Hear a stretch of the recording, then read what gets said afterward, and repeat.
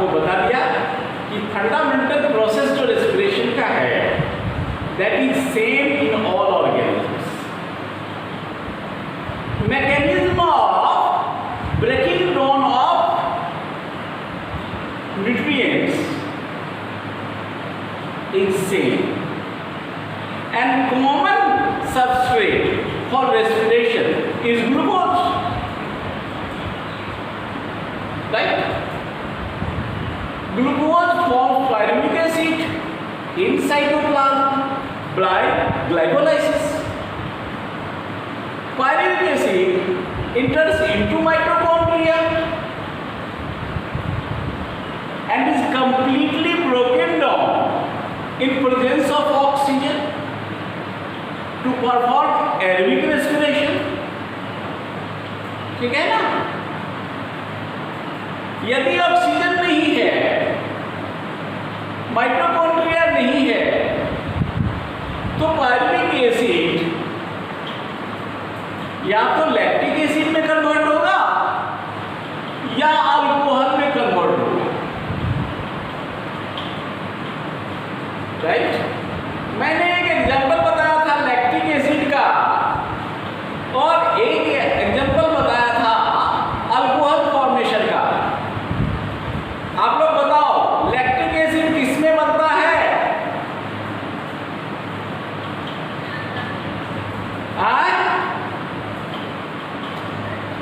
हाँ, हमारे muscle cell में जब ऑक्सीजन नहीं होता तो लैक्टिक एसिड बनता है। दूसरा एग्जांपल भी बताया था, बताओ लैक्टिक एसिड वाला एक और एग्जांपल बताया था। हाँ, लैक्टोबैसिलस जो दूध से दही कन्वर्ट करता है ना, दूध को दही में कन्वर्ट करता है। और अल्कोहल का एक एग्जांपल बताओ, east. Good.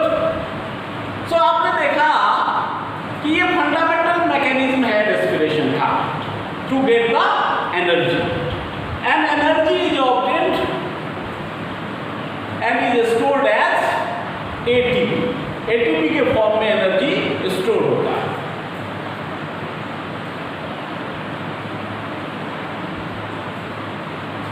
But to perform aerobic respiration, aerobic respiration perform करने के लिए प्लांट्स में तो आपने देखा कि प्लांट्स का स्ट्रक्चर सिंपल होता है,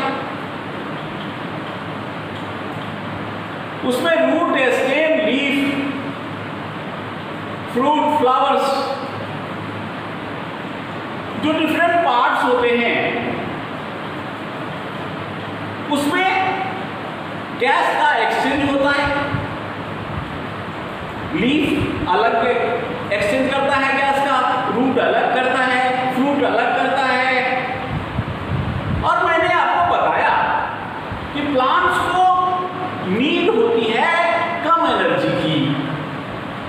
plants need less energy in comparison to we human beings, in comparison to animals. Because यदि पूछे आपको प्लांट को कम एनर्जी की जरूरत क्यों है, तो आप कहोगे वो स्टैटिक है, वो मूवमेंट नहीं करता, उसका स्ट्रक्चर सिंपल होता है।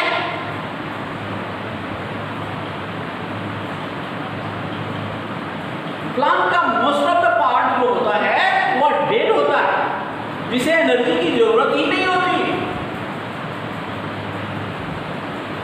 राइट? तो due to simple structure, different parts of plant having a specific pores and perform gaseous exchange, and food is broken down to release energy. And in the case of plant, I have told you, extra glucose is stored in the form of starch.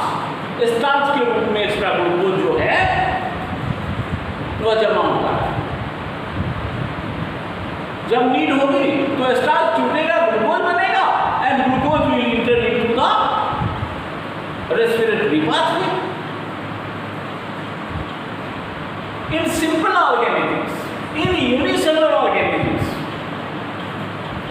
gaseous exchange takes place by means of diffusion. Diffusion होता है। यदि आपको amoeba कहे कि amoeba में gaseous exchange कैसे होता है, तो कहेंगे डिफ्यूजन के बाद।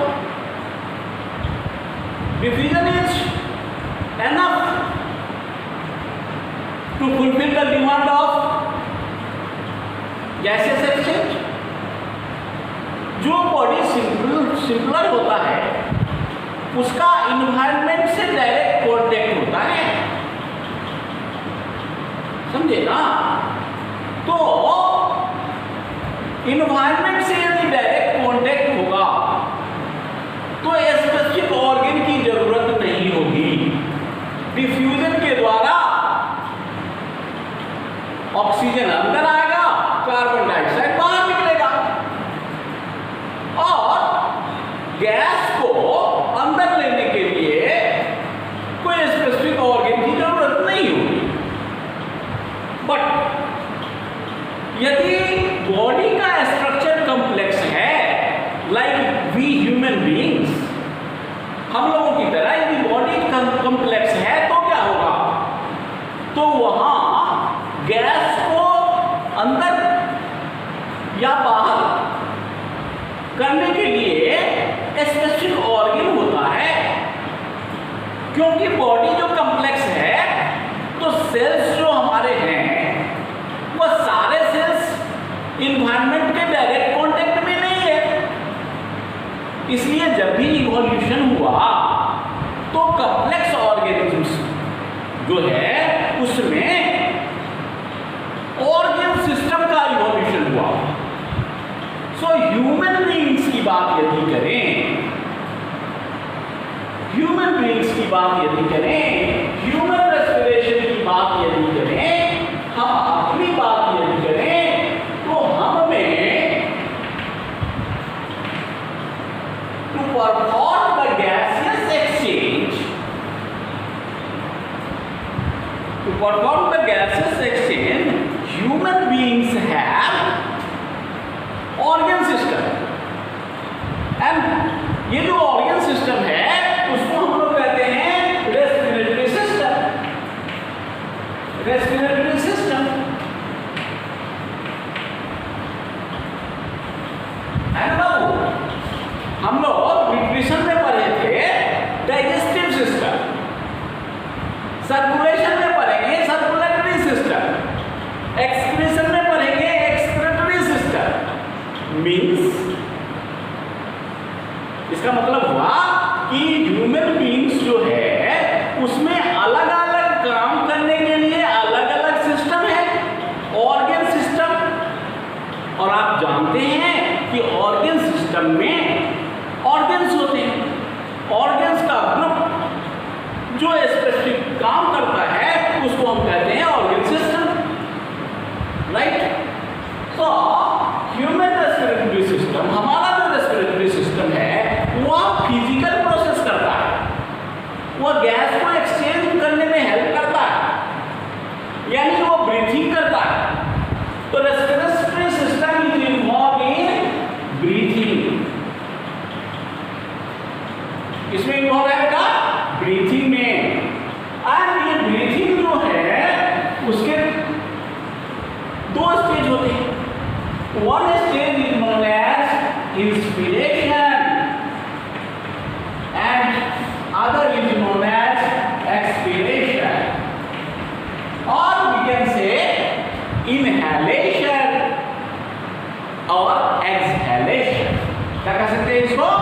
inhalation and इसको कह सकते हैं exhalation। means air is taken in, air is taken into the lungs, ठीक है? तो इंस्पिरेशन, इसमें क्या होता है? Air is inhaled, air is inspired. And air से मतलब हमारा किससे है? ऑक्सीजन से। एयर में जो ऑक्सीजन होता है वही लंग्स यूज कर सकता है।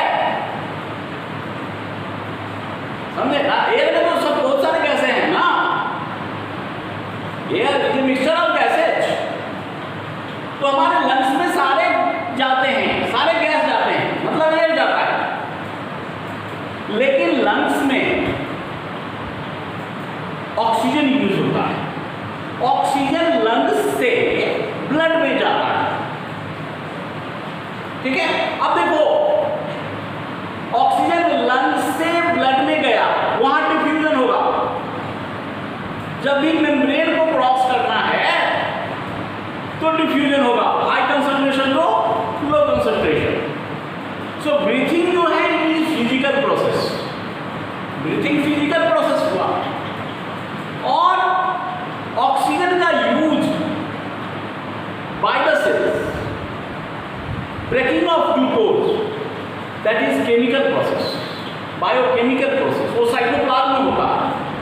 और ब्रीथिंग क्या होता है, हवा में ऑक्सीजन है, उस हवा को अंदर कर लेना, लंग्स में ले जाना, और कार्बन डाइऑक्साइड लंग्स में आएगा टिश्यू से, उसको बाहर कर देना, दैट इज द ब्रीथिंग, ठीक है। So intake of oxygen and release of carbon dioxide, it is called breathing. Intake of O2 and release of CO2, release of CO2 is called breathing and it is a physical process, ठीक है। तो breathing के दो part हुए, inspiration and expiration. तो इसमें क्या होता है, ऑक्सीजन इज इनहेल्ड। ऑक्सीजन करने का मतलब हमारा क्या था, समझ में आया ना। लंग्स तो सैक लाइक स्ट्रक्चर है ना, तो ऑक्सीजन केवल नहीं जाता है वहां तक एयर जाता है, लेकिन कुछ यूज नहीं होता, केवल ऑक्सीजन यूज होता है। तो ऑक्सीजन इज इनहेल्ड, ठीक है। अब है कि ऑक्सीजन इनहेल कैसे करेंगे, we have to discuss later on. और इसमें क्या करते हैं, carbon dioxide and water vapour, carbon dioxide and water vapour, carbon dioxide and water vapour.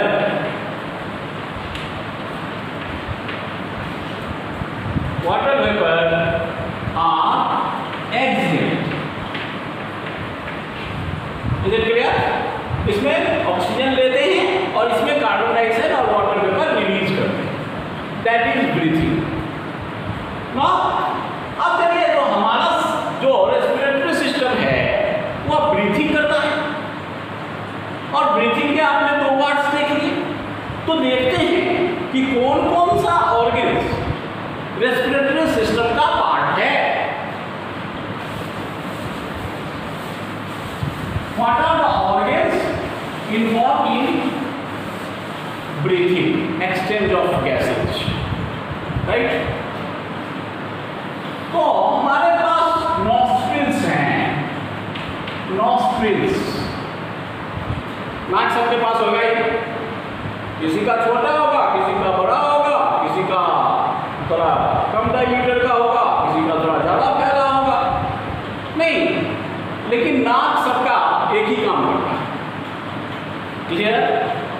तो नॉस्ट्रिल्स, नाक में दो छेद होते हैं, नाक एक है जिसमें दो छेद हैं, there are two openings and nostrils open into nasal passage, ठीक है। हर एक नॉस्ट्रिल एक नेजल पास में खुलता है, ठीक है, ये नॉस्ट्रिल हो गया, और ये एक पासेज में खुलता है, तो nasal passage. And nasal passage जो है वह आपके बक्कल कैविटी में खुलता है, जिसको हम लोग कहते हैं नैज़ोफैरिंक्स। क्या कहते हैं बेटा, नैज़ोफैरिंक्स। अब नैज़ोफैरिंक्स जो है that opens into a pipe or tube, ठीक है ना। नैज़ोफैरिंक्स खुलता है एक ट्यूब में, एक पाइप में,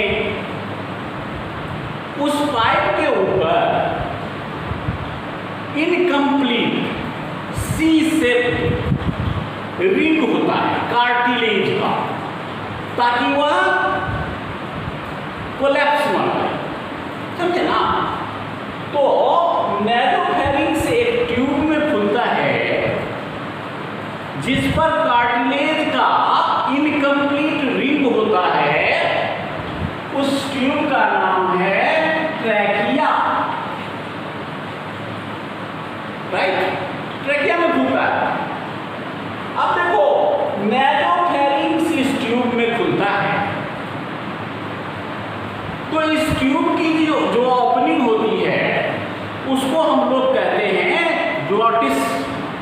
ट्यूब की ओपनिंग, शुरू में जो ट्यूब में ओपनिंग होगी ना, पाइप है, पाइप में ओपनिंग होगा, तो ओपनिंग का जो इनिशियल पार्ट है उसको हम लोग क्या कहते हैं, ग्लॉटिस। ये ग्लॉटिस हमेशा खुला हुआ नहीं रहता। जब हम फूड को या वाटर को अंदर लेते हैं तो फूड और वाटर को तो डाइजेस्टिव सिस्टम में जाना है ना, उस समय ये ओपनिंग बंद होना चाहिए। ग्लॉटिस जो है वो ट्रैकिया का ओपनिंग है, उसमें तो एयर जाना है, उसमें वाटर नहीं जाना चाहिए, उसमें फूड नहीं जाना चाहिए, राइट। तो ग्लॉटिस के ऊपर एक कैप लाइक स्ट्रक्चर होता है जो जरूरत पड़ने पर इसको कवर कर देता है, बंद कर देता है। तो जब भी कुछ हम निगलते हैं, स्वैलो करते हैं, दिस ग्लॉटिस जो है it is closed by a cartilaginous flap. इसको बंद करने के लिए एक कैप लाइक स्ट्रक्चर होता है जिसको हम कहते हैं एपिग्लॉटिस। व्हाट इज एपिग्लॉटिस समझे? It is a cap like structure made up of cartilage that has the ability to close the opening of trachea, that is glottis. तो जब भी हम कुछ निकलेंगे ये ग्लॉटिस इसको कवर कर लेगा, तो फूड और वाटर ट्रैकिया में नहीं जाएगा, राइट ना। ये जो ट्रैकिया है ये ट्रैकिया ब्रांच करता है और बनाता है ब्रोंची। ब्रोंची दो ब्रांच बनाएगा। ट्रैकिया एक ही है, नोज एक ही है, नेजल पासेज दो हैं, दोनों एक कॉमन चेंबर में खुलता है जिसको नैरोफेरिंक्स कहा। नैरोफेरिंक्स ट्रैकिया में खुलता है। एक पाइप है, वह पाइप आगे लेकर जाकर दो ब्रांच में बट गया है। एक राइट साइड में चला गया है इस कैविटी में और एक left side, right and left, दो ब्रोंची हो गया। तो सिंगल होगा उसको ब्रोंकस कहेंगे, ठीक है। अब इसकी ब्रांचिंग होगी, ब्रोंची का ब्रांचिंग होगा और बनेगा ब्रांचियोल्स। क्या बनेगा बेटा? ब्रांचियोल्स। तो पहला जो ब्रांच बनेगा उसको कहेंगे प्राइमरी ब्रांचियोल, प्राइमरी ब्रांचियोल।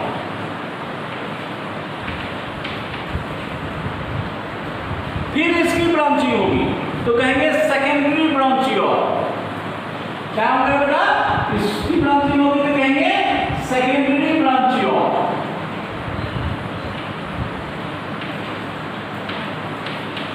फिर इसकी ब्रांचिंग होगी, यानी ब्रांचिंग होती जाती है। आप जानते हो कि जो ब्रांचिंग होगी तो डायमीटर कम होता चला जाएगा, थिकनेस कम होती चली जाएगी और एट लास्ट सबसे लास्ट ब्रांचिंग जो होगा उसकी जो थिकनेस होगी वाल की, that will be single cell. यानी कि धीरे धीरे वाल की थिकनेस घटती जाती है। जो ब्रांचिंग होती है तो वाल तो बना हुआ है सेल्स का, समझे ना। तो वाल की थिकनेस घटती चली जाती है और सेकेंडरी ब्रांचियोल से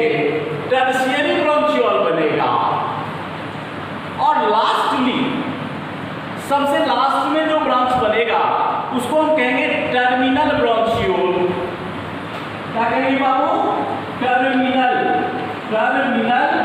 ब्रांचियोल, टर्मिनल ब्रांचियोल।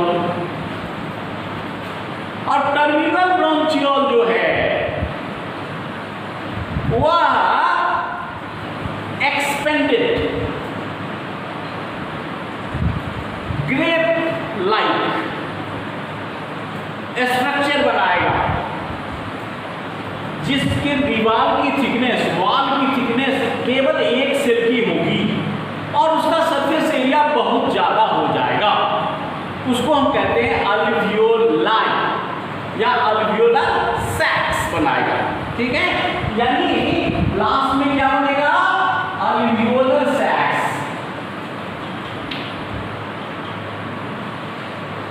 अल्वियोलर सैक्स, समझे? ये ब्रांचिंग होते होते होते होते लास्ट में क्या हुआ? एक मेम्ब्रेनस स्ट्रक्चर बन गया,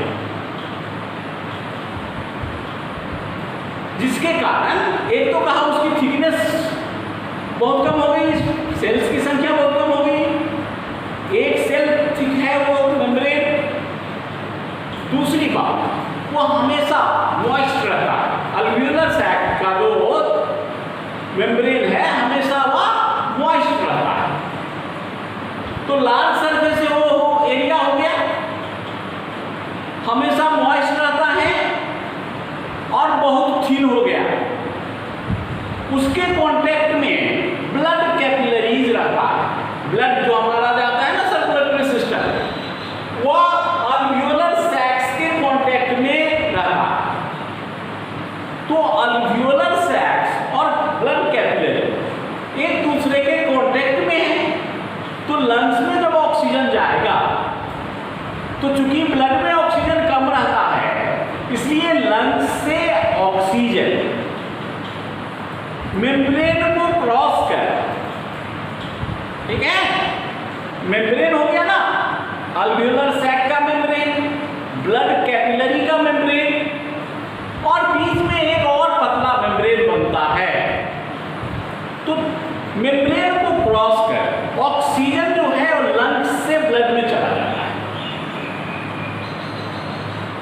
और ब्लड पूरे बॉडी में जाता रहता है। आपको पता है, सेल्स को ऑक्सीजन मिल गया ब्लड से, सेल्स ऑक्सीजन यूज करता है एरोबिक रेस्पिरेशन में, और वहां पर आपने पढ़ा है कार्बन डाइऑक्साइड बनता है। वह कार्बन डाइऑक्साइड चूंकि सेल्स में बन रहा है, टिश्यू में बन रहा है, ग्लूकोज के टूटने से बनता है that carbon dioxide.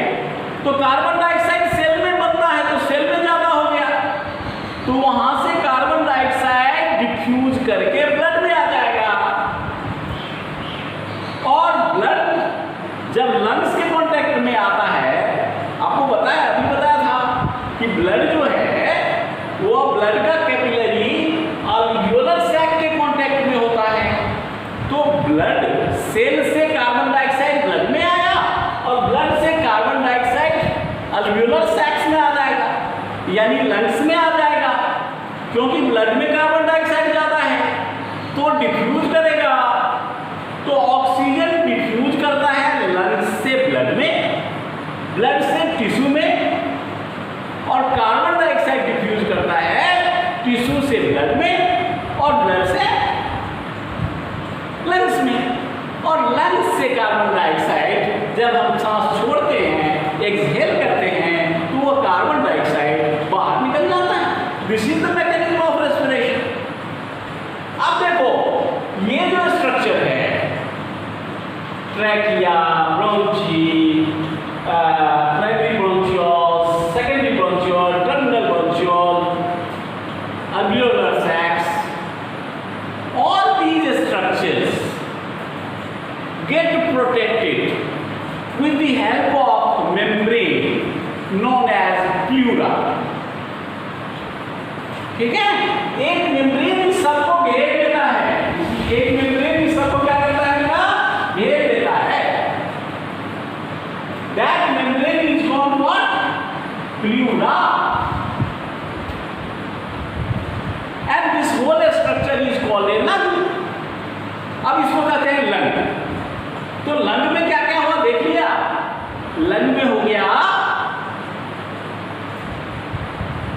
Terminal part of trachea, lung में हो गया ब्रोंचिस, ब्रोंचियोल्स, alveolar sacs together with the pleura। तो प्लूरा एक मेम्ब्रेन हो गया जो इसको प्रोटेक्ट करता है, और अंदर में जो है वो डिफरेंट स्ट्रक्चर्स है through which gaseous exchange takes place, right? So these are the organs of our respiratory system। हमें रेस्पिरेटरी सिस्टम जो है उसमें ये पार्ट्स होते हैं। अब थोड़ी सी बात मैं बता रहा हूं कि कैसे, किस तरह हम एयर को इनहेल करते हैं और एयर को एक्सहेल करते हैं, राइट? कैसे हम ब्रीथिंग करते हैं, मैकेनिज्म ऑफ ब्रीथिंग। अब हम देखते हैं कि कैसे हम सांस लेते हैं और छोड़ते हैं।